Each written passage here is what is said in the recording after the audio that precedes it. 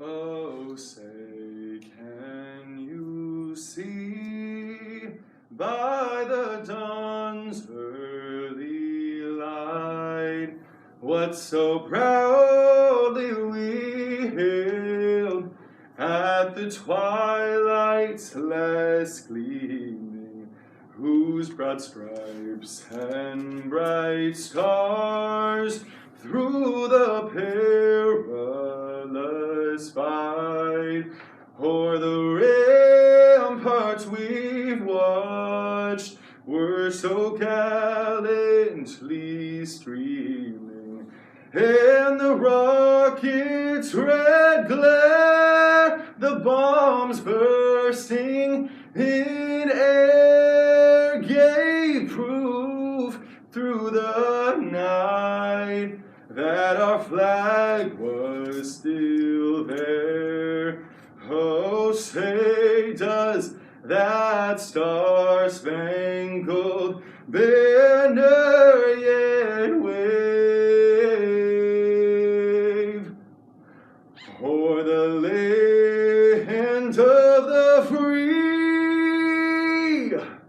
and the home of the brave?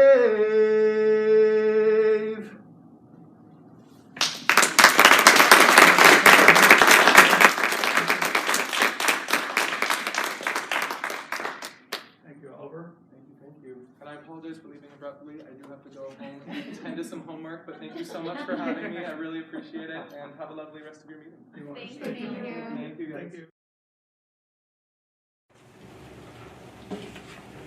Tonight's Pledge of Allegiance will be led by the Horton family, and Lieutenant Colonel Horton, if I'm correct? Okay.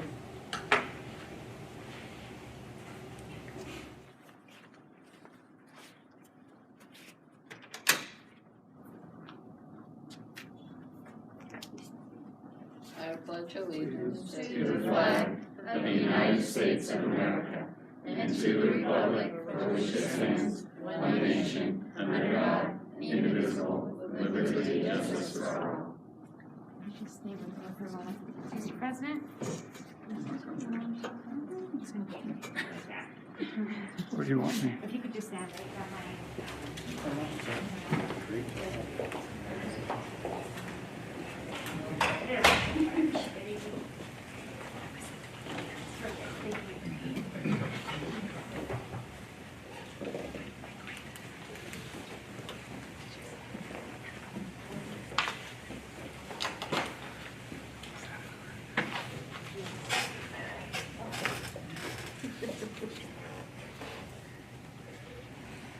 Next up, tonight we celebrate April as a month of the military child.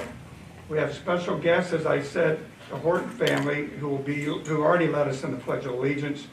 Davis attends elementary, and he's joined by his parents, Michelle and John, and his sister, Alana. Their service is marked with family separation, frequent frequent, someone else read this. As a 28-year veteran. Okay. So, So we're recognizing Month of Military Child, and the Horton family is here as representatives of all the military children in our district. We are paying tribute to our children who faithfully support, oh goodness, I'm not going to do much better, who faithfully support their brave parents during serving our nation. The kids' service is marked with family separations, frequent moves, disruptions to friendships and education, long deployments, and sometimes even the loss of a parent. The Peninsula School District is home to hundreds of these outstanding, courageous young people. They are our friends, our neighbors, and our teammates. And tonight, we're proud to recognize and celebrate their service. Before David reads the official proclamation of Month of Military Child, we are happy to introduce you to this family. And the Hortons, Alana, and Davis are here to share with us their experience of being a military child. So, okay, the show is yours. If you guys have something you want to say, or we've got lots of questions for you as well. So, Davis, do you want to get started and tell us what it's like to be a military child, or what it is that your dad does? Well, my dad's a pediatric surgeon, so that means he operates on kids, not adults. And the most difficult part about being a military child is definitely the deployments. He's been 4 times and coming up on a 5th.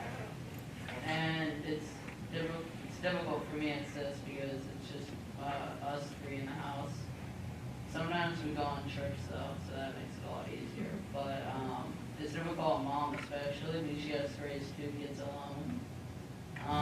But when Dad comes back, everybody's super happy. Mom sheds a few tears. On both sides of the deployment, right? Yeah. Well, that's fantastic. And Alana, do you have something? Pretty much just what he said. I think it was like hard. I don't know. I feel like he just is always gone. Not anymore because he's been back for like 18 months, which is like the longest he's been back. Yeah. Yeah.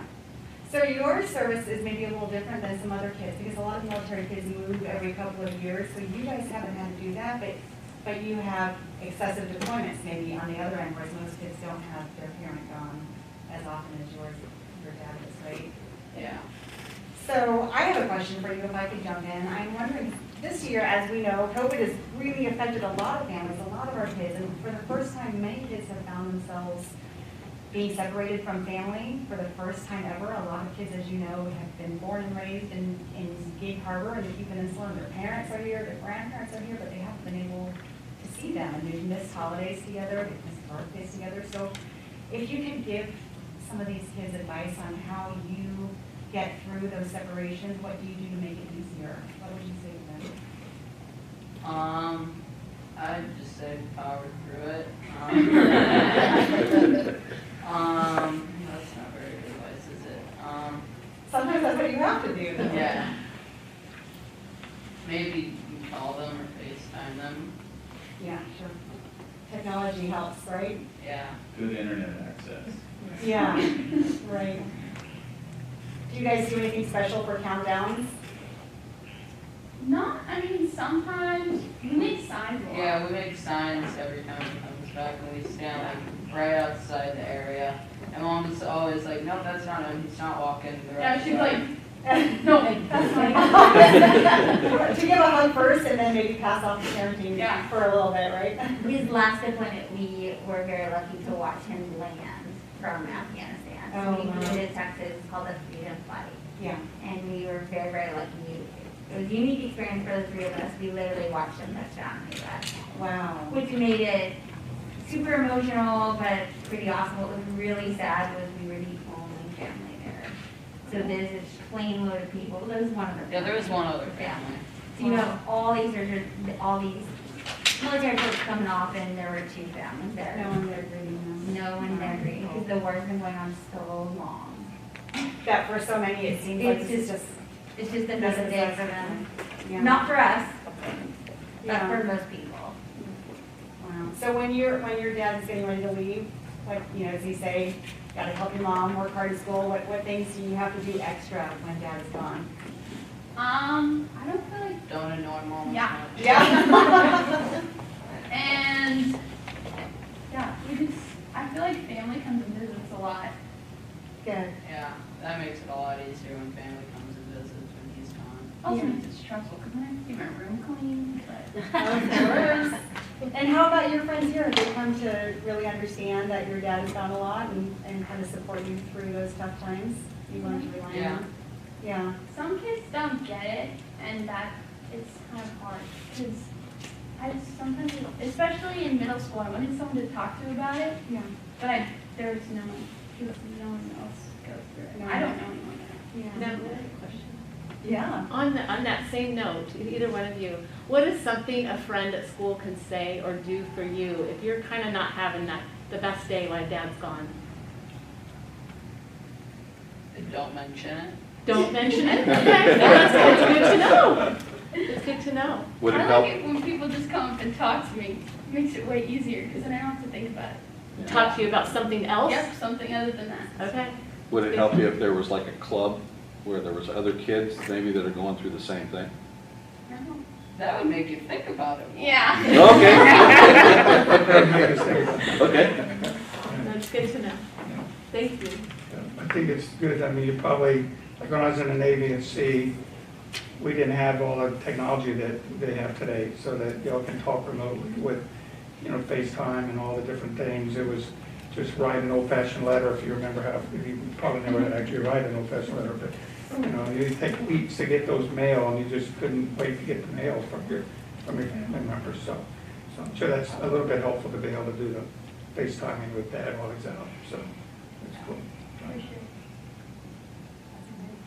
Any other questions? Glad y'all are here. Thank you for being here. Thank you for your service. Yeah. Thank you for the family for your service. And Mom too. You have a hard job, so thank you for keeping everyone in line. Anyway, Yeah, okay, so this is our way of officially recognizing your family and all of the other kids who serve the way that you do. So welcome. I am honored to read resolution number 21-08, Month of the Military Child. Whereas the Peninsula School District serves school-age military-connected children, and whereas military families in the Peninsula School District include men and women on active duty service in the Air Force, Navy, Army, Marine Corps, and Coast Guard, and members of the Reserves and the National Guard. And whereas the state of Washington and therefore the Peninsula School District is a member of the Interstate Compact on Educational Opportunity for Military Children, which addresses key issues encountered by military students, including enrollment, placement, attendance, eligibility, and graduation. And whereas military-connected children and their families move every 2 or 3 years, an average of 6 schools moves during a child's life within the United States or abroad, disrupting academic routines and friendships.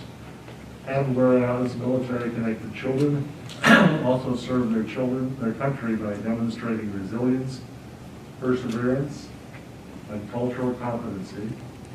And whereas military-connected children provide unique and valuable insights on learning, friendship, service to others, and heightened national and global awareness. Now therefore be it resolved that the Peninsula School District Board of Directors and Superintendent of Schools recognize April 2021 as Month of the Military Child and encourage all within our community to show appreciation and honor our military students and their families. Thank you all.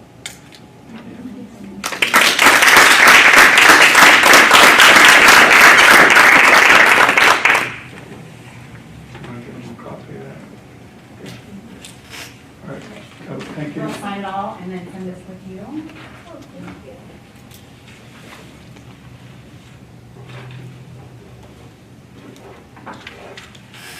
Carl, you're a pilot? Did you say you're a pilot? Surgeon. Huh? Surgeon. Surgeon, okay, sorry.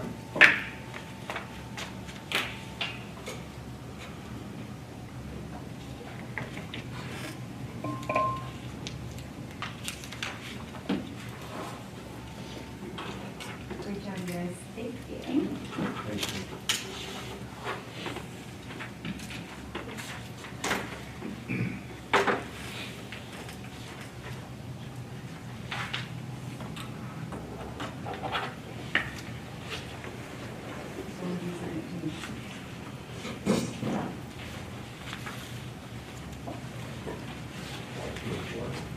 Thank you. Thank you so much.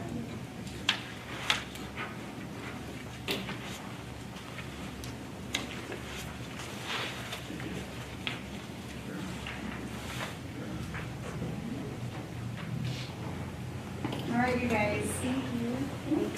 Thank you so much. Thank you. Thanks so much, Have a guys. good day. After all you've endured, we're not going to make you endure it. I don't want to Thank you. Okay, so at this time, we'll move to item number 4, approval of the agenda. Are there any changes to tonight's agenda? Okay, can I have a motion to approve the agenda? I'll move to Superintendent. Second. Okay, it's been moved by Natalie and seconded by Lori to approve tonight's agenda. All in favor, say aye. Aye. Motion is carried 5-0. Okay, next up, item number 5 is superintendent's report. Was that going to be, is that it? No, I have a couple items. The first is to note that last week was spring break for the school district. We had scheduled that more than a year ago, and I want credit for picking the best week of spring break in the history of the school district. For kids and our families, I think this year was especially needy to have that kind of a week for our staff that has worked so hard all year, and to just get a chance for even a brief moment to take a deep breath and to have the sun do what it did and be what it was. I just couldn't have asked for more for our staff. And so I think it was just superb scheduling on our part, but it was beautiful to watch. At the same time, we last time talked about our programs and programming in the fall, and so we have been setting out collectively to share with the world that we plan on being back in school 5 days a week in the fall, that we now need to get information in the hands of the parents so they can get information back to us. And the information we need from our community and from our parents and from our kids is that some have been in person this year and will choose to stay in person. Some have been remote and will choose to stay remote. Some of each will choose to switch. We know that from experience. As you heard about the programs we're creating that range through the academies at Henderson Bay, but included the Global Virtual Academy at both the elementary and the secondary. We want parents to be fully aware that we are ready for them in person 5 days a week, but we're also ready for them if their choice is to stay virtual. So we're spreading that word as fast as possible. We would like to ask our parents to help us, because the next step is once we actually figure out how many kids are coming our way, we get to do a better job of staffing. We'll set our targets, as you've heard, for a certain number, but honestly, I expect to see some of our students return that may have done some other options this year, and we're looking forward to seeing them. I don't know that I can promise the kind of spring break next year that we're going to have this year, but as far as the fall, it is truly exciting to share that information with parents. So Amy Gordon and the communications staff has joined hand in hand, and we're prepared to send as much information to people and post it wherever they are, answer questions, and help people and assist them get ready for the fall. So that is our big next step, is to get everything in place. There are still details. One example would be, we know we'll be working on 3-foot distancing, social distancing, but as you well know, there are certain occasions, whether that's we have a singer and puts on a special mask for excessive exhalation, whether that needs to be 6 feet or more, or whether it might be the lunchtime. We're working on contingencies. We expect to get even more word over the next week or two on some of the details, but ours is unconditional. We are planning for full return in the fall, and also the availability of virtual for those who want it. So I share that with sort of that built-in plea to parents to understand where we are. We can't necessarily answer every question yet, but that's where we're headed. We will be in a good place when we do need their help so we can count noses better than we ever have, given the circumstances of the last 12 months. I would have one other item I would mention, and that is we've got obviously a fair amount of interest in terms of the trial in the Twin Cities in Minnesota and what that means for the school district. And I'd like to read a brief letter that I put out this afternoon on behalf of the school system. Explanation behind the letter is that it's not our intent to be sort of in the midst of the politics, but we do have an education system, and I hope you'll hear that in the letter. I want to take this opportunity to address the recent verdict in the Chauvin trial that has resonated far and wide in our nation and our community. We first want to acknowledge the emotional toll this has taken on the entire community, especially our Black, Indigenous, and people of color, families, and students. We know there are mixed feelings of sadness, relief, reflection, and anticipation. We invite you to join us as we continue to seek ways of improving equity and inclusion for every child and adult in our district. We believe we have a responsibility to acknowledge the discussions happening in our community and to ensure that our students have a place to express their opinions, to learn from each other, and to know they are safe. Our staff have skills in leading discussions with students on these sensitive yet critical topics. We are committed to further training to help all staff with skills in this area. We've offered a link to resources provided by the Office of the State Superintendent of Public Instruction to support those conversations. Our goal is to make every student, family, and staff member feel valued, respected, and cared for each day. Our strength comes from embracing diversity and all that our valued perspectives and backgrounds bring to the Peninsula School District learning community. The events surrounding the conviction of Derek Chauvin for the murder of George Floyd provides an opportunity for dialogue and learning. We look forward to partnering with you as we continue to learn with each other through conversations and connections. So we acknowledge that it's a very difficult topic and a very difficult time for our nation, but as a school district, as educators, we also acknowledge that it's our job to figure out how to have the conversations and do that in a way that continues to teach children to think, to sort, to develop and preserve their own values, and to move forward from this moment. So on that note, I would conclude my report to the board. Thank you. Thank you. So now move to comments from student representatives. Abigail Richard, from Peninsula Bay.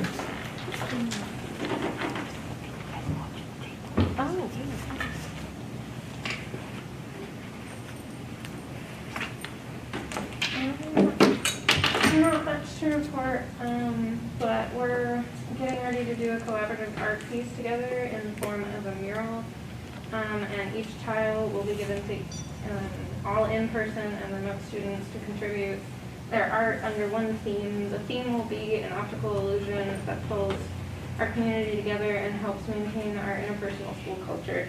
The teacher leading it will be Caitlin Horton, the art teacher at our school, and the tiles that will be given to each student. And this is what it's generally going to turn out to be by the end. Oh, nice. Yeah. Where will that be displayed? We don't know yet. Okay. We're still deciding exactly when we're going to do it, but we know it's going to be soon. But yeah, it's just going to be nice to kind of bring the remote students together with the other students. Yeah. How big of an area is that going to fill from mural? I guess it depends on how many Probably participate. something like this size, like a mural base, like it's going to be on the big wall. Yeah. In this wall. Cool.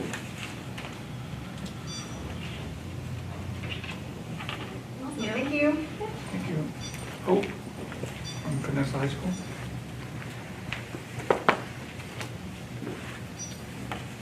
So, before we went to spring break, our food bowl competition came to a close, and it was a huge success. In the end, Gay Carver High School did come out on top, so big congratulations to them. But together we raised over 21,000 food items for food backpacks for kids, which is just amazing overall for our community. It's not common that their shelves are stocked during this time of year, and so going into the summer, that's a really big deal for them. Spring sports are starting to wrap up.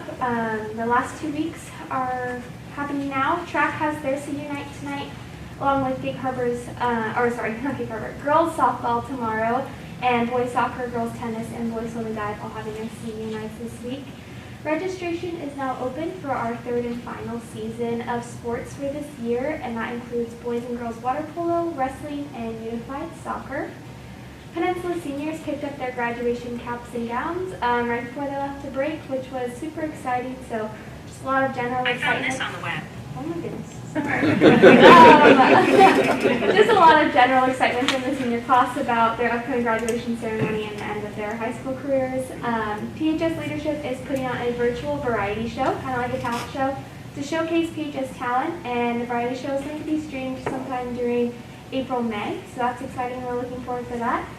ASB elections are going to be beginning in May, so this is a great opportunity for students to get involved and have voice within their school. So any students thinking about it, we encourage them to take this opportunity. And we will be having a COVID-modified prom for our PHS seniors. May 22nd is the date that we have planned.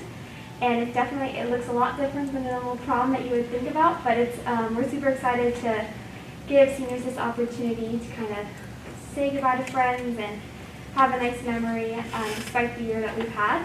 And then today, Interact Club was on campus for their first in-person club meeting, and they walked around campus cleaning up trash for Earth Day. So a lot happening at Peninsula, and we're excited for the end of the year. Thanks. Thank you. Thank you. And Connor couldn't be with us this evening, so. Next up, we have comments from the community. We have one speaker registered to address the board via telephone, Katrina Flowers Piercy.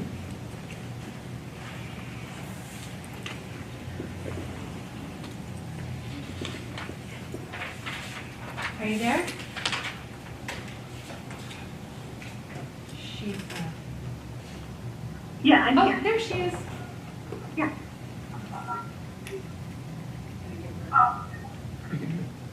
You can go ahead, Katrina.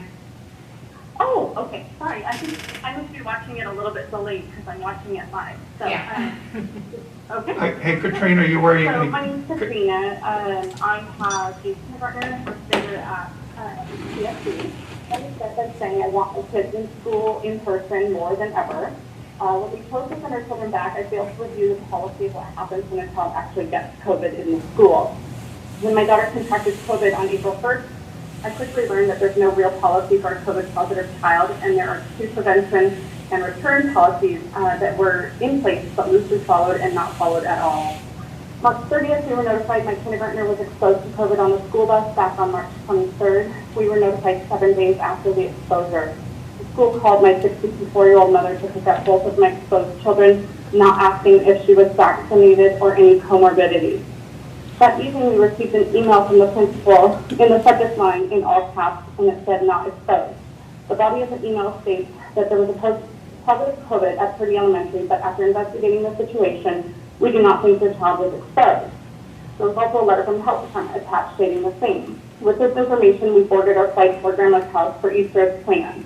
It turns out that that email was not actually intended for our family and was accidentally sent to us. My kindergartner tested positive, and we effectively exposed our grandma, an entire airport, and an airplane due to miscommunication.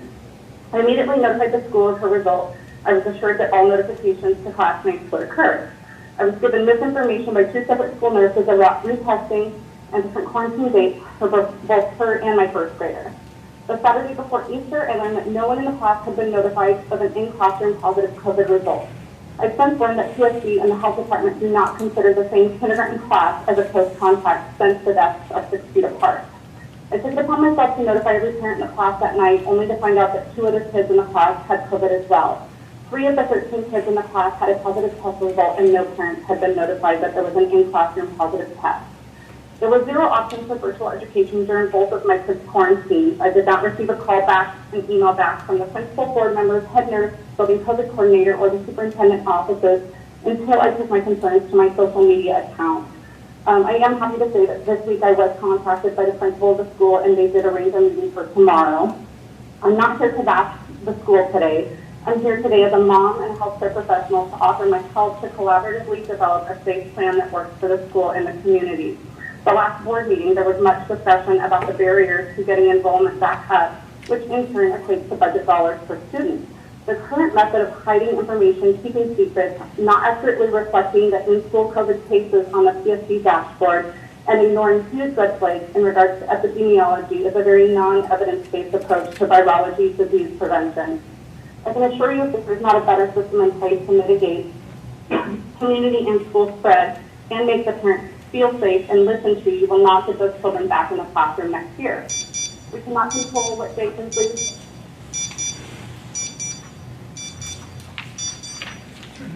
Sorry. I have about 30 more seconds, is that okay? Okay. Yes. Yes, please.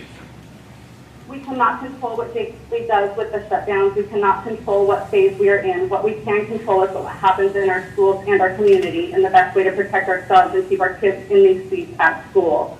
Over the last 2 weeks, I had the opportunity to network, review policies, look at OSPI, look at the health department and the CDC. And the Pierce County Health Department School COVID-19 Case Response Toolkit, page number 8, has a form letter that says a person in your child's class has tested positive for COVID-19.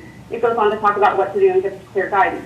Why did I or any of the parents in the class not receive this letter or notification? Do we have a policy on how many children in one classroom need to test positive before we consider isolating or moving to a virtual panel? Do we have a plan in place for a quarantine child to continue to receive education? This is not going to be our first episode of having multiple kids in a school getting COVID. These things are all missing in our current policy. In the OSPI novel COVID-19 manual, it lists in the expectations of the schools, communicating regularly with students, families, and staff, maintaining an open line of communication, intentionally and persistently combating the stigma through information sharing and actively engaging in contingency planning. None of these were followed. These are very basic principles. None of them were followed in my family's experience. In my meeting tomorrow, I hope to talk about it further. I think we can do a lot better. I want to keep my kids in public school, and I want people to be safe, and I want our community to be safe. And I'm afraid that we're going to be moving back from phase 2 to phase 1 and shut down. And I too have the same goal as you guys to keep the kids in school, but we're not going to be able to do it with the way things are currently being managed. Thank you, Katrina. Thank you.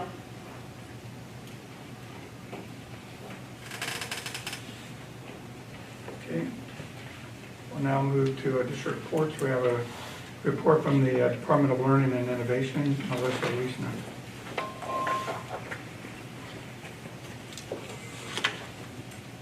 Thank you. It's good to see you all again. Thank you. I am going to speak very briefly,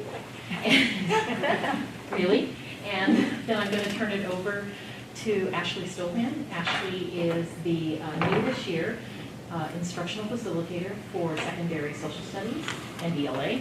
So she has had her finger on the pulse of all of this work, has led the work along with Natalie Boyle, and she's going to do a presentation for all of you. I think you're really going to enjoy this because you're going to hear voices of teachers. So I would like to say that tonight was the first time that Natalie and I both met Ashley in person since her hire last year, and it was very excited to see her.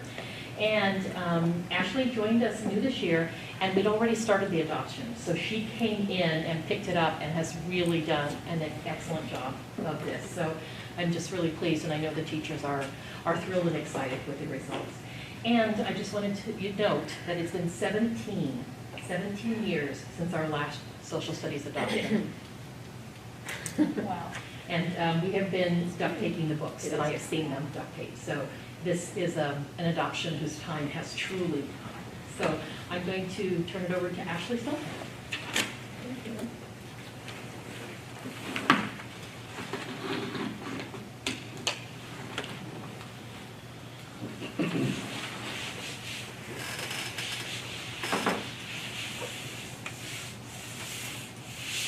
Awesome, thank you. And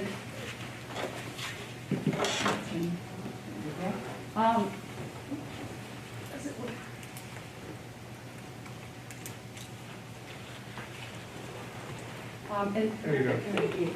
And thank you all for having me.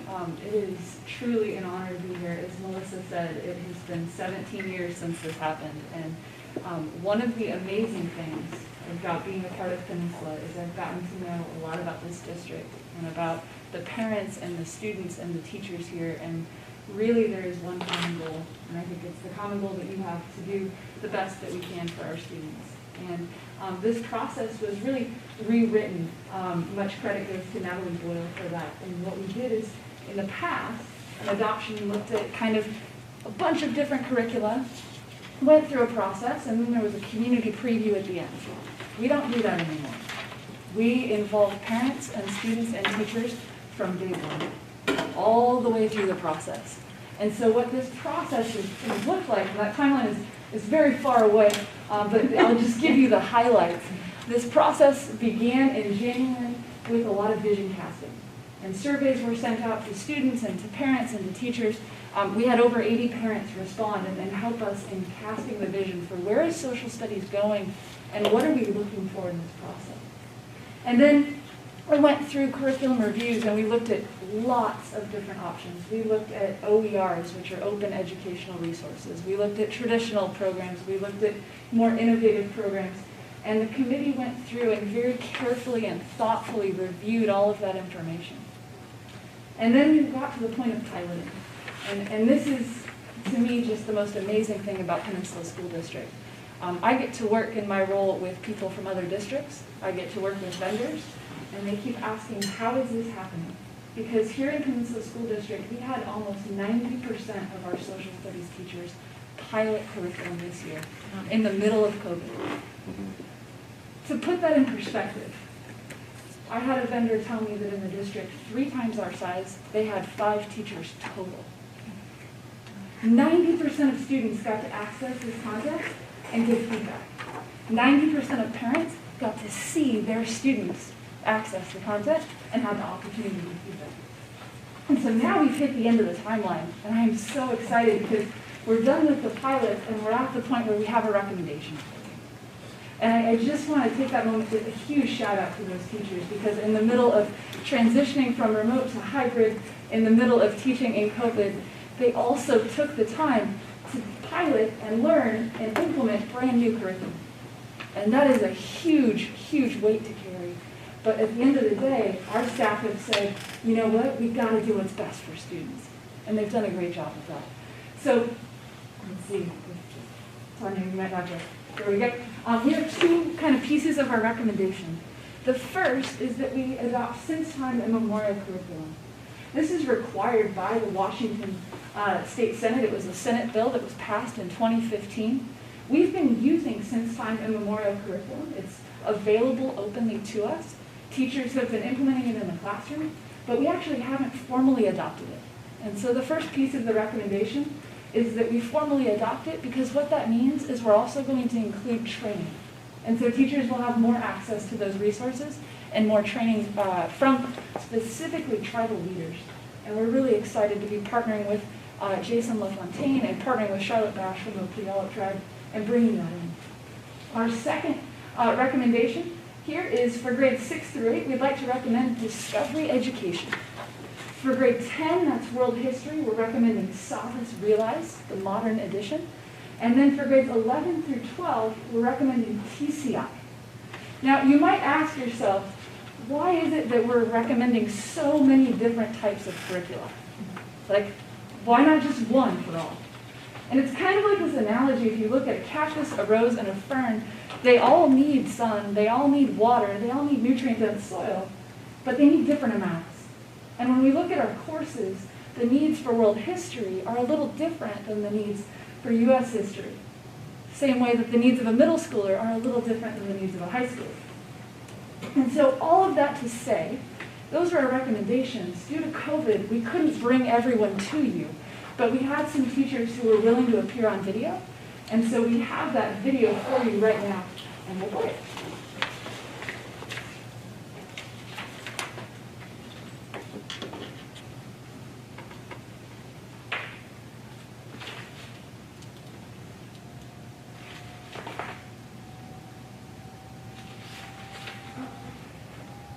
In truth, the lenses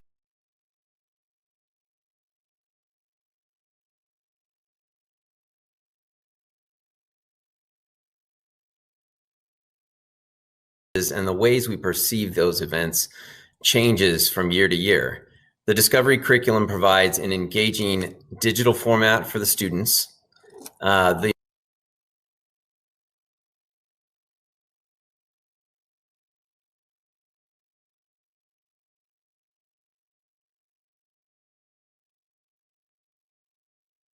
History is oftentimes seen as a static set of events, but in truth, the lenses and the ways we perceive those events changes from year to year. The Discovery curriculum provides an engaging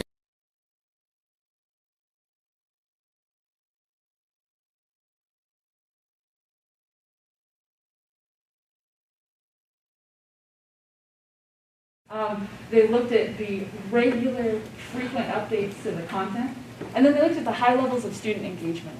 One teacher, I met with her on a Zoom shortly after she started with Discovery, and she gave me this amazing story. She said her She said her students had actually started digging into the content, and she said, I had a kid, I lost him. He was on the Zoom, and as soon as class ended, he just disappeared. And the next day he came back, he said, I spent 4 hours diving into this content. He just kept going and going and going. That's not very common for a 7th grader. To dig into Washington State history, she said the next day it was the best discussion her class had ever had, because the student was engaged and it was his own curiosity that was driving his vision. Now I think we have the video. History is oftentimes seen as a static set of events, but in truth, the lenses and the ways we perceive those events changes from year to year. The Discovery curriculum provides an engaging digital format for the students. The amount of resources is incredible for teachers to choose from and for students to be interested in. And one of the strongest aspects of the Discovery curriculum is that they have regular updates to current events. And through that, we are able to engage students in the question of how do these events of the past affect our current lives, affect the way that we perceive others, and how can we problem solve for the future. With the different videos and texts and activities that were provided within Discovery Education, it made a bridge for many of our students who can't connect the past to the present by having updated materials. Like the best positive impact that we had in the classroom was with history, students don't always find it as their favorite subject because they can't connect. And with Discovery Education, they were able to want more. So with this program, they wanted more. I found it to be culturally responsive, it's engaging and user-friendly. It is packed with options, which allows teachers the time they need to focus on student learning and not on finding resources. It does have a current events feature, which ensures that our students have a real-world experience and they can make those connections. It supports teachers' creativity while providing a solid platform for novice and master teacher. It had ways for me to break down the content for kids based on reading level, assign things based on interest. It was really a great resource when I wanted to do kind of some choice boards and have students pick what they wanted to research. Discovery was really user-friendly, and I felt like it met my kids right where they were at, and my kids really love it too. They love the interactive features that it comes with. They love that they can just click on a term and find definitions. It's been awesome, and I think it's definitely the best curriculum for us. It presented a great global perspective, which has certainly been lacking in the curriculum that we've had for as long as I've been in the district, 7 years at this point. And it's just great, number one, to have a curriculum, but number two, to offer a voice for the individuals around the world and not just a Eurocentric narrative. I'm firmly excited about that. SOF takes global perspectives when it comes to history, and it expands it from the typical Eurocentric and more of a world one. When I can relate Star Wars with the scientific revolution, or have hip-hop history to add color to the Renaissance and Enlightenment, SOF puts students first. Lots of things we really like about this text. One is that it is extremely well organized. It follows our new pacing guide that we created to accommodate more modern events in world history. So that is going to be very beneficial to students. It does a very, very good job making the past relevant to today, which really helped with student engagement. There are lots of really good activities in every single unit that really do help students see the relevancy of the past and what they're learning to the world that they live in today. Here at Peninsula High School definitely would like to use the TCI platform because student engagement was the highest that we had across the other piloted platforms. Also, we had no equity issues with students being able to log on and utilize it. It was historically accurate, and there was a lot of teacher flexibility in tools. But the TCI has auditory text available, and that was beyond helpful because that feature made the content very accessible for ELA students, and it tremendously helped ELA students to be able to engage independently, working on their own in learning.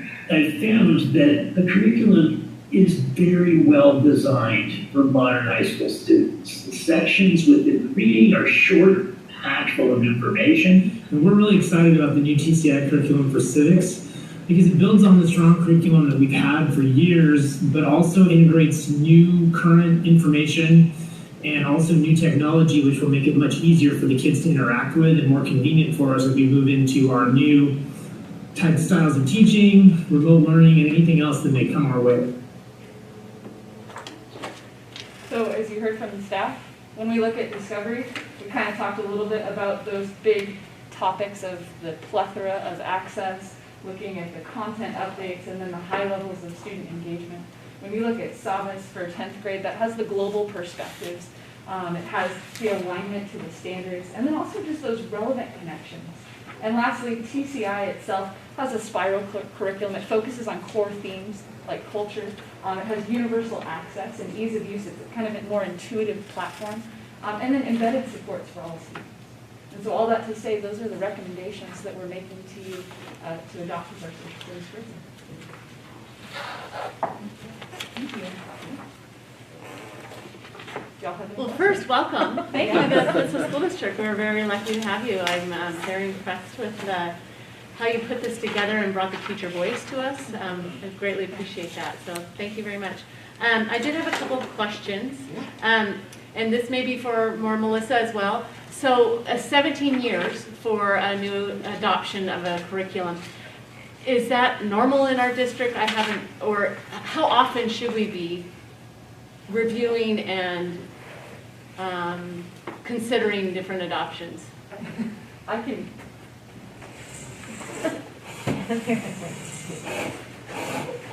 And in addition to that, I'm imagining the standards for U.S. history, or for history and social studies have changed over the years. So how does that work into curriculum adoption, or without the lack of a curriculum adoption? So typically you look at between 7 and 10 years for curriculum adoption. What happened here, which happened every place, was we had 2008, we had the recession. There wasn't the budget to do that. There wasn't, frankly, staff. John Helwick carried on as assistant soup, but also had teaching and learning. And so there wasn't, and there were instructional facilitators who helped us together and kept us going. But the work of a new adoption, as you can see, it takes a lot of time and effort. So we do have some curriculum that are as old or nearly as old, and we will be continuing to work through those in the years to come. It's a budget issue. Yep. Okay. Yeah. And then you mentioned there was a high percentage of teacher involvement, which was amazing, as well as student and parents. How did parents see the curriculum and were able to provide feedback? Great question. There were a couple different avenues. So the first avenue was just by email, where we had pilot emails that were sent out to those parents who participated in the pilot and said, welcome, here's the information. The second is that we drove kind of traffic towards a website. And so Natalie actually created, I know you guys have seen it in the brief, the Social Studies Adoption website. When we ran the analytics on that, we've had 504 unique views since it went up in February. And so we know that it's working, that people are clicking on it, and that they're spending time there. And then in both the emails and the website, we embedded feedback forms where they could go and just fill out a survey. They could access the demo logins and kind of dive into the curriculum. And then lastly, after this, we have 2 community preview nights. And so Amy Gordon's going to be sending out that information to all parents in the whole district. We know that there were 10% roughly who weren't included in that. We want to make sure they have an opportunity. And so those community preview nights are live on Zoom. Parents can still access that material, but they can also come in and ask questions. Thank you. I also wanted to point out that on Tuesday at our IAC, Instructional Advisory Committee meeting, the committee did approve all of the recommendations. That's the first step before coming to the board. So everything has been done. Is it, when you say current, it brings past history to today or make it more relevant? Can you explain in a nutshell what you mean by it makes it more current? Or how is it more relevant to today's students? And explain that to me a little bit since I haven't read books. Totally. Well, I think the first piece is just the content. If you look at our older books, a lot of them will just end prior to 9/11. So these current content literally means including content in the 2000s. But then also, we're seeing a shift in the way that history's been taught. You remember how you would hear, like, oh gosh, I have a history test, I have to memorize these dates, I just have to like memorize, when was the 4th of July? And all of that, like, oh my goodness. Well, we're moving away from that and moving towards primary source analysis. And so what that means is that students look at primary sources, whether they be visual or written, and they do the analysis. They still need an overview. They still need to know the narrative and the content, but they're actually starting to think like a historian. So we it's the idea that we don't want to necessarily teach the things that you can Google. We want to teach the critical thinking skills. So that's kind of where the focus is. Okay, and you said you had 90% teacher participation, but roughly.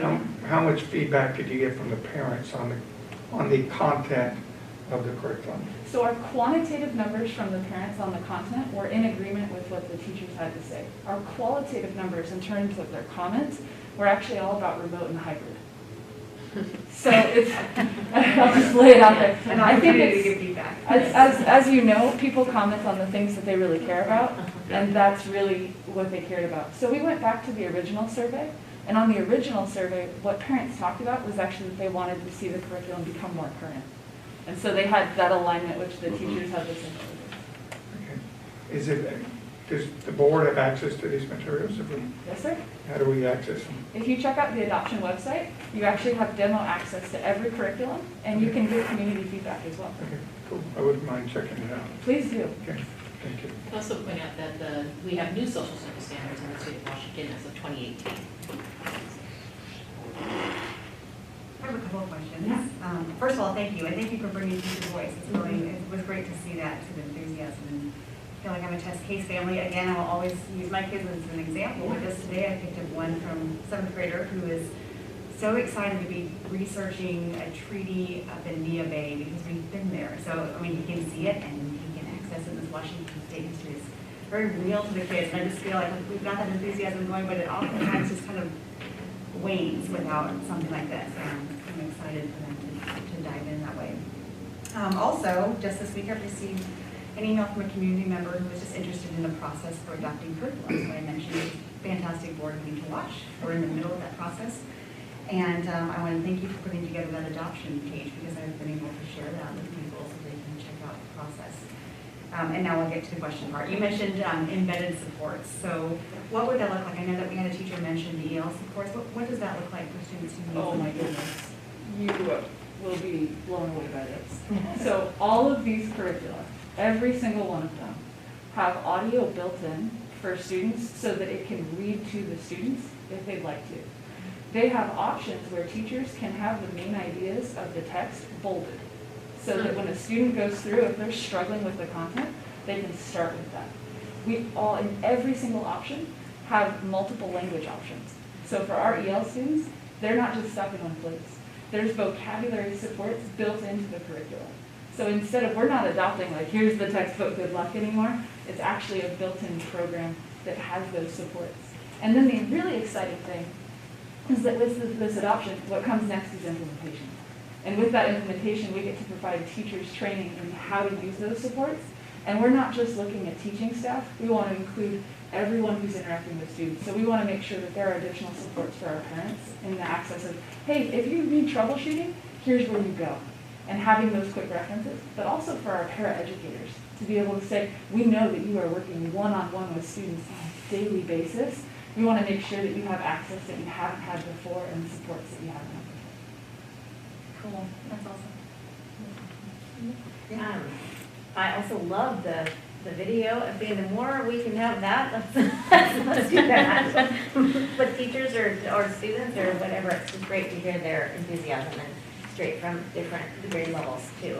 I assume your answer, or part of your answer to Deb's question about the 17-year wait, that you're referring to, we have like science and other whole categories of things that will be certain to then. So is it about a year for every, like if we decide we need a new, you know? The new process that we have started with the K-5 STEM was really the first adoption that we had the new process. You've gone through that with us now. They're in implementation of the training this summer for them. It takes, barring COVID, it takes about a year because it's a lengthy process, and we want it to be a lengthy process because we need to gather feedback and input, and we want teachers to have time with the curriculum and students to have time, and certainly we want parents to be able to ask all the questions, to see the curriculum, to interact with it as they're working with their students at home. So it is time well spent, and it's also extra time for teachers, so the groups that come together. So to say we have that many teachers pilot, that's extra time on the part of all of those teachers, and it is unusual, and it is greatly appreciated. That's awesome. I can't wait to look more closely at this, but I love how it sounds like it really brings it to life, and I think creative, in my experience with my own kids, creative, engaging teachers have always found a way to bring things to life, whether they've had a really old textbook or not. But if the curriculum itself is helping provide that as a tool for them, and it sounds like the kids are engaged, and it's really exciting. I think our creative, engaging teachers are just chomping at the bit because all of a sudden they're like, wait, now we have additional resources and we can pour that energy into them. And we don't have to tape the binding back together. Yes. So no textbooks, no courses, no paper. There are hard copies. Textbooks. There are hard copies. Discovery is an online platform that allows you to download and print off anything that you need to. And then TCI and SAVIS both have a hard copy option. And we know that for some of our populations, that's going to be an absolute necessity. So where are we going to be in 7 to 10 years? Is this easily updatable? Well, the online versions definitely are. Well, yeah. The hard copies, I don't know. So like from now going forward, this is where history ends as far as we know for the next 10 years we're teaching. We're going to be kind of back in that same. Well, the beauty of the online version is that even if we have a student who's using a hard copy, they do get digital access. So they'll be able to see, history might end in that textbook, right, to whenever the date of COVID is. But after that, everything is up to date. And so some of these publishers actually have information about COVID in their textbook already. They're constantly updating every single year. They will update the digital platform. And they're all working on smoother integrations with Schoology. They're all working on, they're very, very responsive, is the way I would put it. We've brought some things, even in the pilot, where we said, we'd really like you to fix this. And we had a publisher come back and say, we've put that on the docket, we'll have it done by August. Cool. So there aren't many hard copies. So updating it should be fairly easy. I hate to say the word easy. Hopefully. Yeah. The digital updates will be automatic. In 6 to 10 years, that renewal of licensure, that comes down to a budget purchase. In 10 years, John, won't need roads. But history will still be there. 21st century. Cool. Thank you. Thank you, ladies. Cool. Thank you all. Thank you.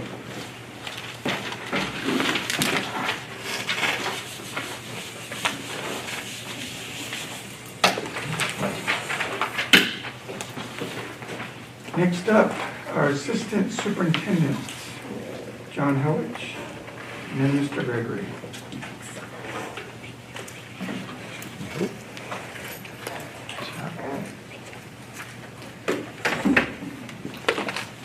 I was just going to compliment them before they slipped out of here. Good evening, and thank you for giving us an opportunity to present. I'm going to go first tonight. Happy month of the military child. Thank you for wearing purple. Yeah. When I met with Amy today, she goes, "You know?" I said, "Yes, I do know. It's month of the military child, so that's why I'm wearing purple." Just on the tail end of Melissa and Natalie and Ashley, I wish the two of them were still here. What a great team. Principals and teachers both have been very complimentary of the addition of Ashley Stolhand, and you can see why with the presentation tonight. They did invite John and I to join them during the decision-making process, so thank you for that, Melissa, over my shoulder here. It was a great discussion, and it was fun to listen to. And what you heard from Ashley tonight is what we heard in that process, especially around the question around what are those enhancements or supports. They're for all students, whether they're EL students, whether they're non-readers who can gather the information audibly. It was just a great process to be a part of, so I just wanted to spend a minute complimenting them, even though they're not here. Maybe we'll have them go back and watch the board meeting. Just a couple things to talk about tonight. I'm going to start at the end with the secondary schools and start with registration. Our building administrators and others, counselors and others in the buildings have been preparing for registration before the start of spring break. It's kicked off a little bit at the high schools. I know at Gig Harbor High School on Wednesday, they had an initial session with students during the homeroom period. I believe Peninsula did the same thing, just as an introductory piece, including videos. Everything's video now. We video it because we know the kids will watch it. Both high schools will be presenting and allowing students to begin the course selection process next Wednesday with more materials.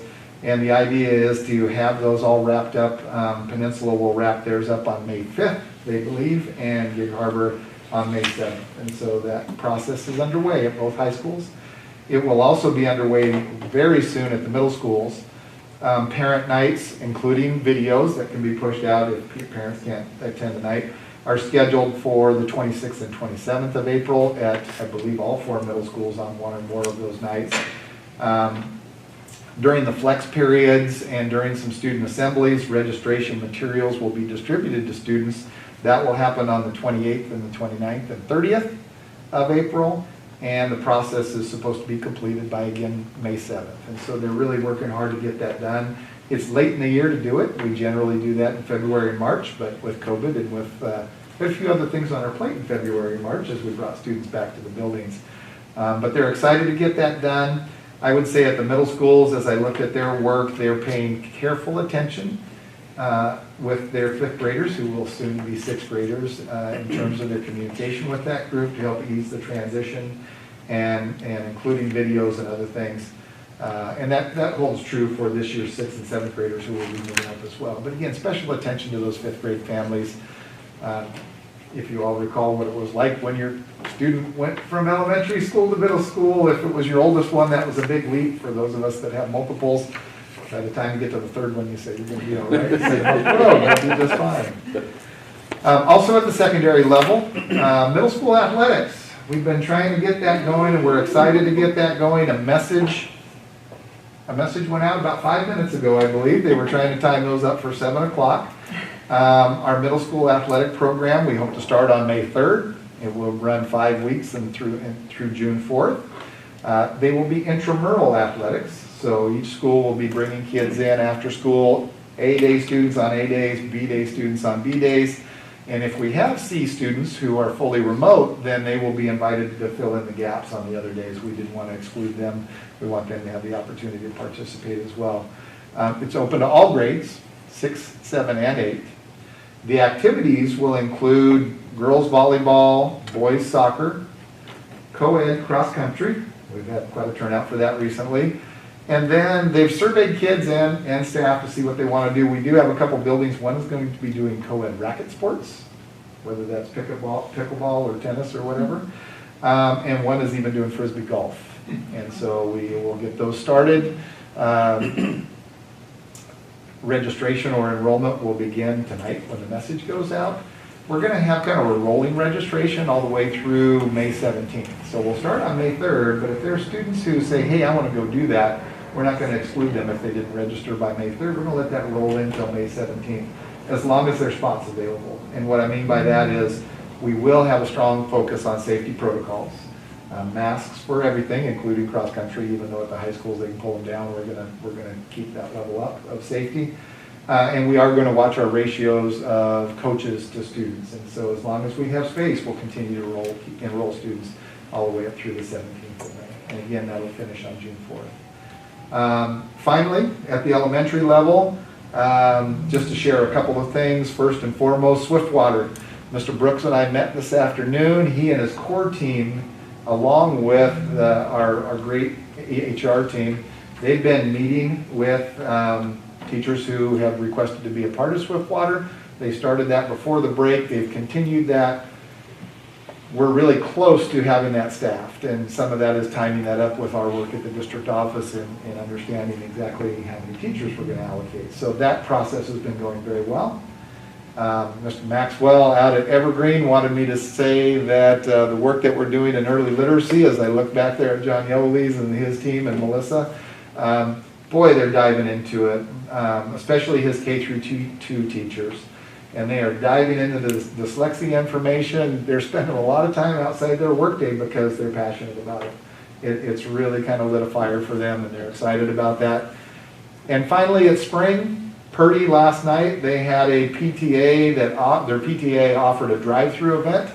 April showers bring May flowers, and as they drove through with their students, the PTA handed out seed kits and popsicles. And so hopefully they'll be planting some flowers or vegetables or whatever the seeds were, and they'll get to see those grow. And so that's more or less my report, and John's going to cover some stuff from all 3 levels as well, but we thought I'd share that with you. You can mention it in board reports later, but are they making any progress for Swiftwater mascot?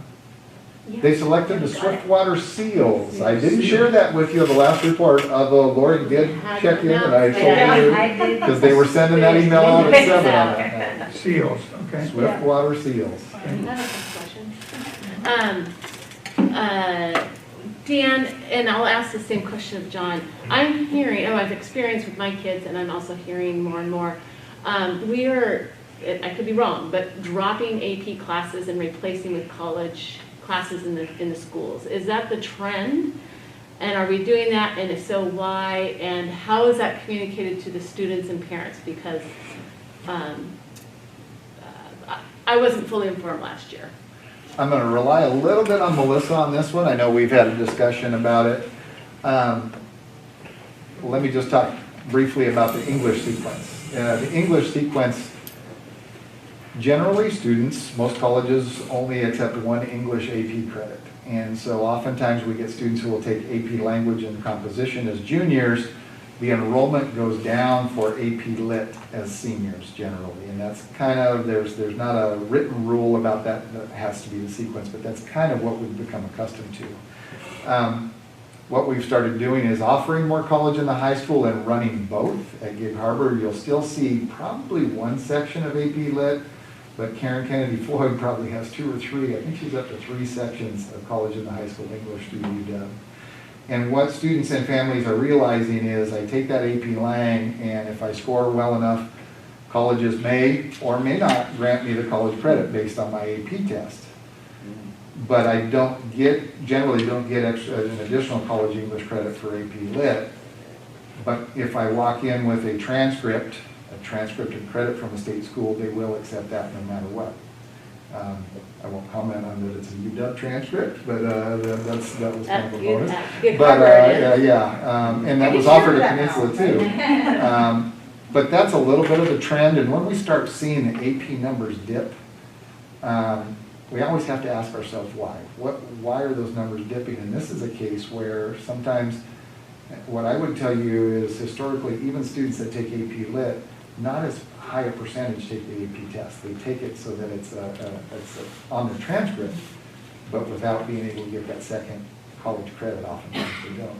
So when Melissa you may say have had- numbers dip, is that the number of kids taking it or the scores are dipping? The number of kids taking it, and then the other number we watch is the number of kids that take the test at the end of the course.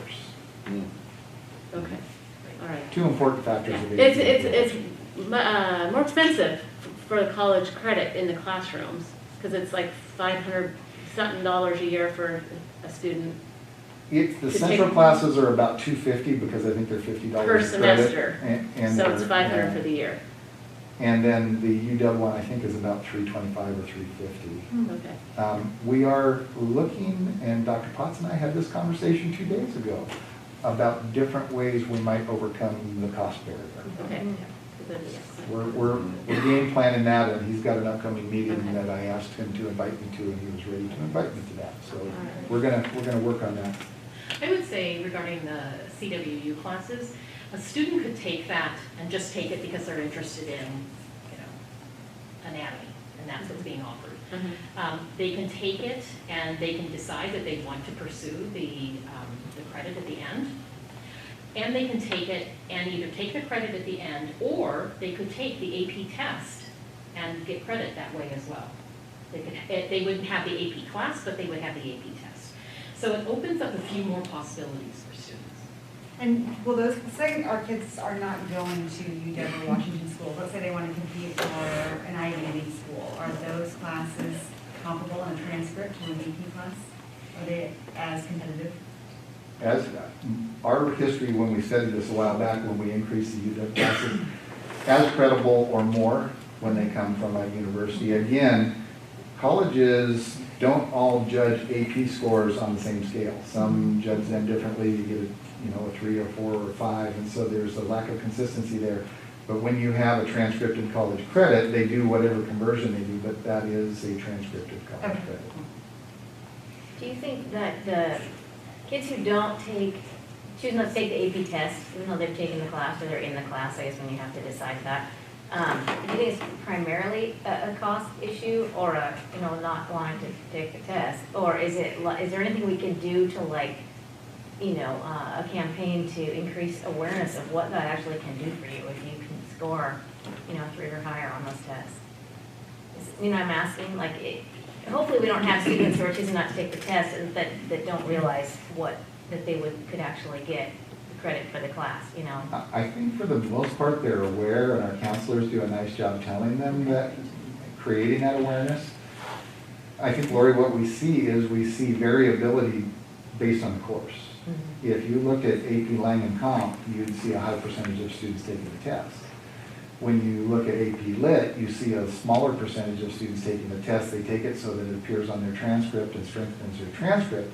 But generally, they know, for the most part, through word of mouth or through their counselors, that most colleges only accept 1 AP English course.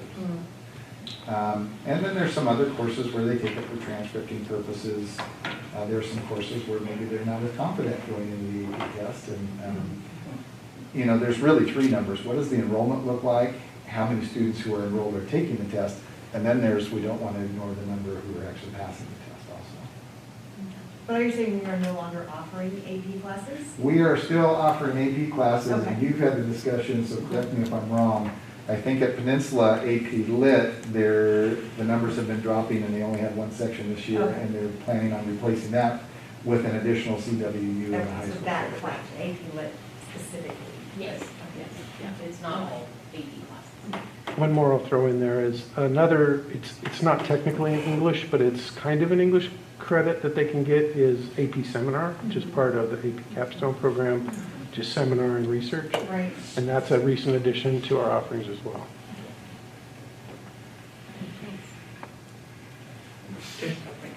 Thanks for that. It's important too that we look at all students having access to those advanced courses. So continuing to work with both principals and I know teachers are eager to engage more in that conversation and working with counselors and finding ways to support more students in those programs. And mitigate fees, I think that's very Absolutely.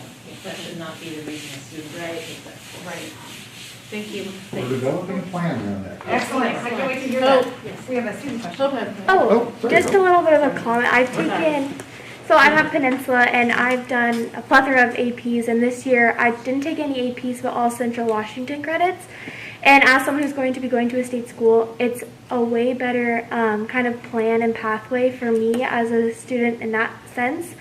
And it's like guaranteed credit pretty much because it's based off of your grades. So teachers are a lot more willing to work with you. We go at a much slower pace, but still hitting all the material because we can go through the end of the year. We don't have to prep for a test that's in May, and then after that kind of have that month and a half of learning time that's just kind of wish-wash, kind of doing what we want. But so I really enjoyed the CW credits this year, and I really encourage all the other students that have taken APs. The only thing is, at least last year, there was a little bit of miscommunication in terms of kind of the weight, because you take in APs most of your years, and now that they're offering these other classes, kind of communicating to kids that they do still hold weight in terms of college admissions, because that was a big deal for a lot of AP students who decided this year to take the CW class because we're all in the same class, but not take the credit and take the AP test at the end of the year. So yeah. Yeah, because it does, I think, matter on a transcript to all of a sudden see no AP classes after taking them for several years. It looks like you just dropped AP classes, and yeah. If they don't know what those, if you're out of state and you don't know what those other college credit classes are, so. And that was also a difficulty in the college application process too, because it was such a new class, and we were all online at that point. We weren't really able to meet with counselors as often, so trying to navigate those college admissions and citing your classes and everything was a big struggle. So I don't know if we can come up with resources for that or better options, for the students taking the CW classes, for counselors to show them how to do that kind of thing, because navigating that on your own was definitely difficult. Mm-hmm. Yeah. We can have them make a video, because their videos are very effective, and I don't say that in jest. They can make a video that the students and parents It'd be can access helpful at for any time. parents. For sure. Yes, enough said. Thank you. Thank you. I also want to thank Melissa and Ashley. I will contact tomorrow and thank her for her presentation. Dan, Melissa, and Lauren and I came off of the Equity, Diversity, and Inclusion meeting tonight, and one of the frustrations we heard a lot was kind of the rate of change in the district around those topics, and I think it's important to communicate to them and to everyone just what a difference curriculum like this can make in that process. So I'll start with elementary, and Dan shared a little bit about elementary transition, and I want to put in a few more notes and celebrations about what's been going on. Just a reminder, we've been doing what I refer to as the tri-model system for about 3 months now.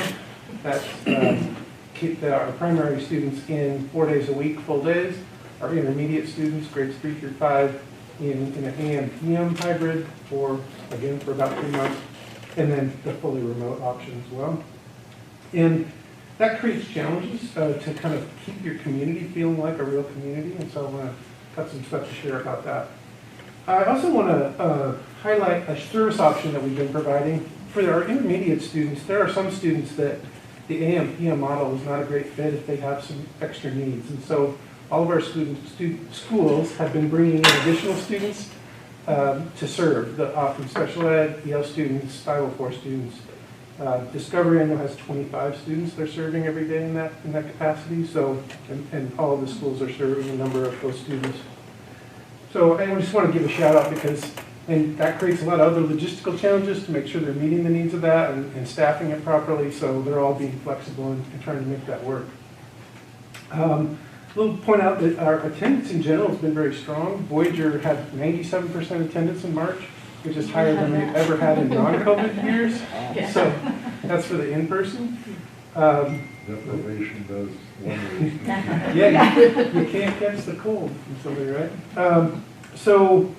But I want to go back to that notion of keeping everybody feeling like they're part of a community. So what our schools and staff have been doing is trying to figure out ways to do that, to make people still feel like everyone's part of one single community.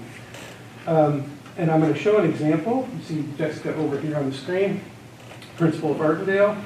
And what they do, and this is just one example, all the schools are doing very similar things to this, is that they do virtual announcements. They do them twice a day, because we've got the AM and PM, so they do their virtual announcements, And everybody, whether you're learning on campus or you're virtual, are together on the Zoom, so that helps bring those kids back together with their classmates. At Ardendale, Principal Jessica, Dean of Students Ryan, Counselor Mimi, and Librarian Cindy kick off each of these sessions and trying to find ways to highlight students and their accomplishments. For example, a 5th grader this week shared a poem that he wrote, and in this video we'll show another celebration. So I'm going to go ahead and roll. Hi, Ardendale Honors. Today is Monday, March 29th, and we have a full week of school with our conferences that we had last week. So it's back to our normal schedule this week. So we're excited.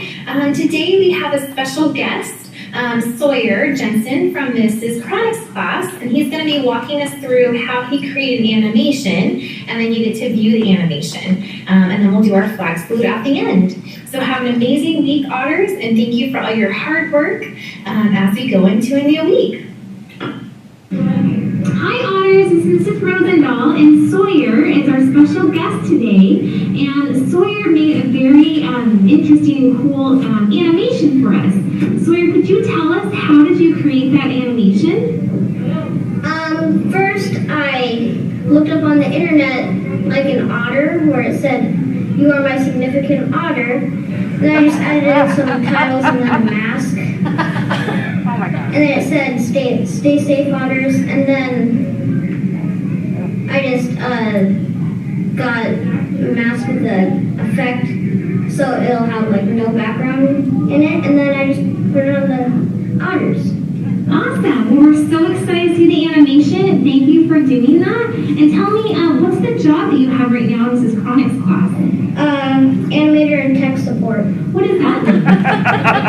Basically, I make intros for the class. Very fun. We're excited to see it and keep up the great work. Thank you, Sawyer. Oh, that's cute. So that's what he thinks. Hi, Otters. I hope you enjoy the animation. That's good. And thank you so Thank you. Yeah. So next time you need tech support. They say I can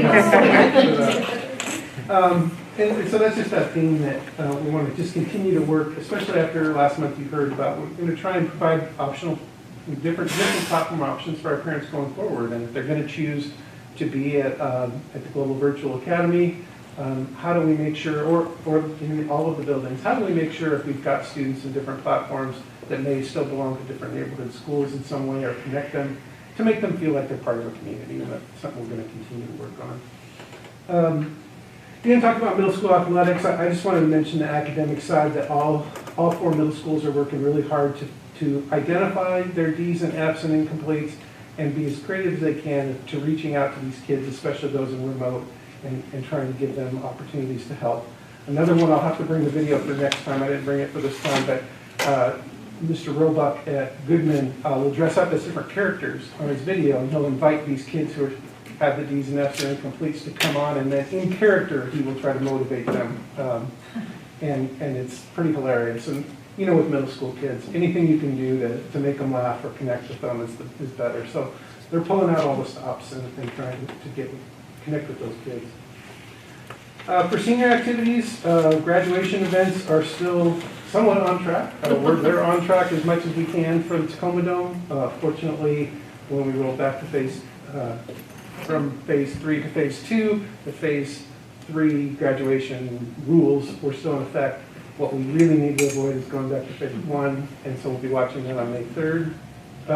In addition, several of you have been working on plans for a car parade, which may be a supplement or, in worst case scenario, the graduation that we do, and we'll hopefully have more things firmed up and be able to communicate that out to our community soon.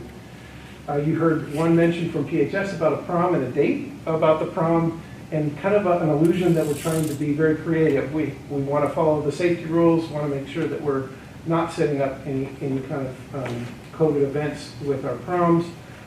There's no dancing rule, we're not letting footloose. But I just wanted to also announce I can give you a date for Gig Harbor High School. They've also been hard at work at a prom plan, and their date is June 5th. And it's also very creative, but I'm not going to let the cat out of the bag here, but we'll have more to tell you about that soon, hopefully. And I think that's all I have to report to. Any questions?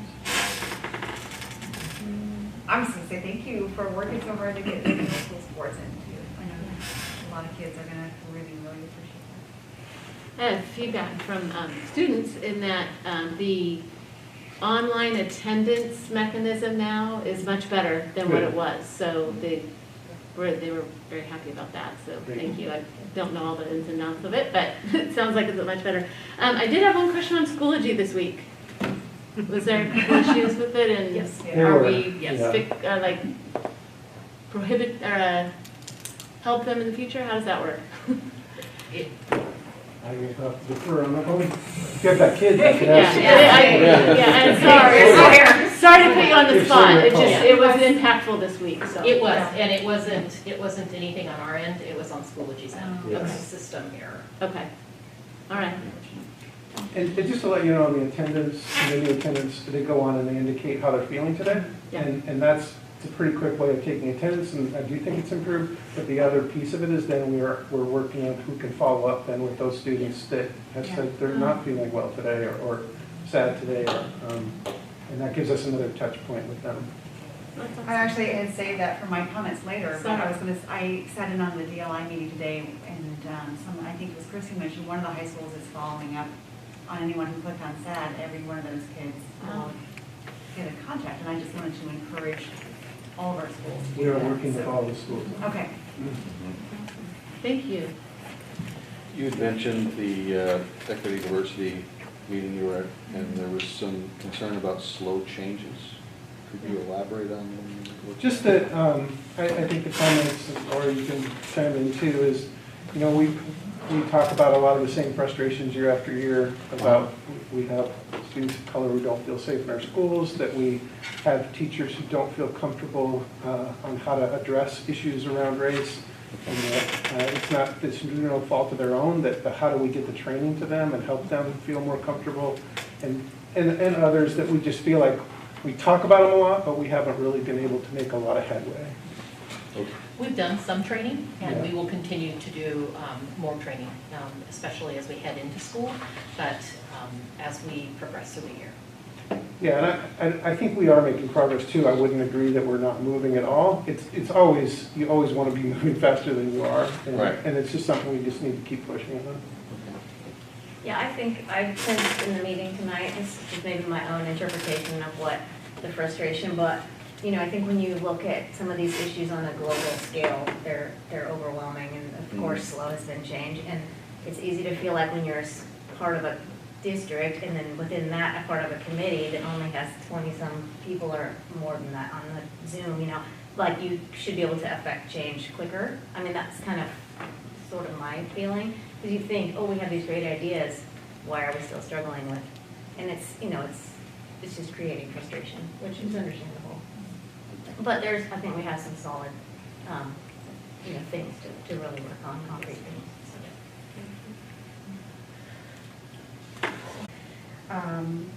And then just jumping to a completely different track, I wanted to thank Lisa Ray for taking me out earlier this month to show me around to some of our preschools, because being a new member of the board, jumping right into COVID, I don't think that we got to really see the schools and all the programs, and so when she was able, she took me out, and I'll tell you, if you're having a bad day, go tag along with Lisa and visit some 4-year-olds. It was the most amazing program. I'm so super proud, John, of what you guys are doing for our kids, and it was absolutely joyful to see what we're doing, and I hope we can build some more of these programs. And one last plug for a book that I'm reading, also talking about inclusivity and how we can just engage all of our students. I encourage everyone to check out a book called Heart-Led Leader. This might be old news for a lot of you, but there's a chapter in there about Columbine High School. And as you know, the anniversary of that just passed, and it's the principal of Columbine High School, how he committed to changing the culture in that school after that tragedy, and what he did was commit to stay on as principal until that kindergarten class. Kids who were kindergarten that year graduated, and he walked all of those kids through graduation. So some really, really cool stories of how you can change the culture of a district and a community. So that's it. Okay. I would like to add to what you said, that that national anthem, that's one of the greatest things we've had at any board meeting. So I hope that will continue. It was great to have a student performer. You sound like a country western singer to me. I know, yeah, Great voice. country voice. But it makes me really miss the musicals and the concerts and all those things. So I'm hoping that we can find a way to have some of those, I don't know, outside or something in person. But just a real note really for you all, the board. You may not even remember this, but I'm serving as a representative on the IAC committee. And so within that is WIAA and other things. Through that, I got invited to be a board member or a member of the board for the West Central District WIAA committee, which is like a larger region. The regions make no sense too. I don't think even the people on the committees, I don't think understand why they're in, which region they're in. But all that is to say, I've met with both of those in the last few weeks, and they're in the process of, which they do every year, looking at amendments to different rules that apply to sports, whether it's if an 8th grader can play in a varsity game at a town that is too small to field a full, team of some sport. But the one I want, so that's been going on, and it's interesting though to be, because it goes all the way down to Vancouver and the area is large, and hear what people are doing, which we did discuss middle school sports. So I was really excited to hear that, because a lot of districts are doing some form of intramurals. But the one that I did think was really cool, and both of these committees that are sort of advisory votes for this highly supported this, was apparently coaches now at the high school level are required to have X amount of hours of training, like let's say it's 5 in about different coaching topics and such. But one of the amendments was to require, I don't know if these hour amounts are correct, but something like at least one of those hours now must be on student-athlete mental health and focusing on how to recognize signs and how to really treat your students, just how to approach in the times that we're in, and to be aware of athletes, even very successful athletes who are struggling, and reach out to that. So that's a really cool change and push at that level that I thought you should be aware of. So. Thank you. Madam Vice President. Chuck?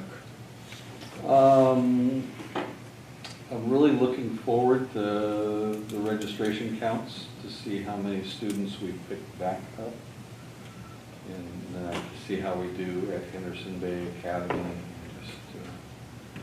When would we have those numbers, do you think, some of the registration? May, did you say May? Yeah, we'll have our current students. We'll have all of them grades 5 through 11, which means all of ours that are rolling forward. But that'll be our current students. It's capturing those that have left us, that as we continue down our communication campaign, hopefully we start to see them roll in soon. But that I imagine that could go all the way through the summer. Yeah. I'd be very honest to see that. And kindergarten. See how many more we're going to pick up in that kindergarten, first grade group. Yeah. So that's going to be telling. Voice louder. Okay. Sorry. That's all. Good question. Yeah. Okay. One, I'm just thrilled some of the stuff on the consent agenda tonight was the creation of new clubs at some of our schools, and I'm really excited that even during this time, our schools are still creating clubs, are still making dance plans and all this stuff. So the kids have not given up. They are out there still really involved in our schools. So I'm very thrilled about that. I was involved, as many of you were, on some of the Students of Distinctions panel this past weekend. So the Greater Greek Harbor Foundation puts on the Students of Distinction for seniors graduating, and I think 29, 30 students, I can't remember the total, in different categories were interviewed, are identified as students of distinction, and then were interviewed, and then we'll find out the winner of each one. But I got to be on the art, music, and drama category, and I met Oliver, who was on there, not he's jazz guy, not country guy. But I just have to say, every year I've done this, I am so amazed with the students. Like, Oh, yeah. I think back when I was a senior, like, these kids have got it. So the things they're doing, it's just amazing, amazing.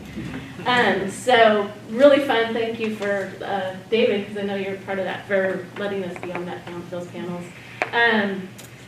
In regards to the public comment earlier tonight, is there a way that we can, in the future, get an update on our procedures? Because I know that we are following, or that we have guidelines, but our COVID procedures, especially around if there's a student that or teacher that has COVID, I think it'd be a good reminder for all of us of what's going on and what's supposed to be going on.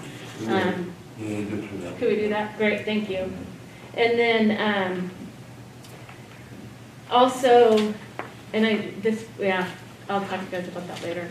Lastly, I just want to say that my deepest sympathies to the Sears family and the Burnham families in our community. Both have lost loved ones in the last month. My love and support to those families and community members and staff that were impacted by these two losses. And really, as a good reminder, reach out to people. This is a trying time for everybody, especially our students. So please reach out to people. And lastly, wear your mask. I do not want to go to phase 1, so wear your mask. That's it. Okay. So I had that written on my notes, as you can see it. That, for the losses that we recently faced, just to make sure that our students and staff have resources necessary, like we've given in the past. Just don't want to let that slip by. So and especially the former Peninsula High School student that passed away last week from, I believe, a drug overdose. Just to make sure that we're really doing all we can to get those high school students the care that they need. Around the COVID with Katrina, I just think part of that just had a lot of that had to do with timely communication. And I just think we need to make sure that we, everybody's busy and that we don't let those kind of things slip through the crack. And then the military child, like Natalie said, his children are sort of fortunate in one way that they stay in the same community the entire time. And they endured the long deployment of their dad, where my 28-year career and Wimberly, Natalie's kids, my kids got to live in Korea, they got to live in Guam, they got to live in Italy and in Germany, and so uniquely different world experiences that those military children have that I think the school district, and I'm not talking just our kids, I'm just period, they just have, like my kid wrote a report on Napoleon Bonaparte, and he's been in Napoleon Bonaparte's tomb, the purple marble, and he was able to put a picture of him at Napoleon Bonaparte's tomb in so they're just uniquely, I don't know what the word is, there's just a different worldview that the kids that did get the opportunity to travel around could bring to a classroom if we can identify those kids. Lastly, like Deb said, did all the board serve on student distinction? Did you do it? I didn't do this. So I think I've been doing it for 8 years. It's so amazing that the future is bright with the kids that come to these panels. And I did athletics, and every one of them could have been academics. I mean, these students are amazing. 3.9, 4.0. A little bit what one of the Lovrovich twins in 12 years has never missed a single day of school.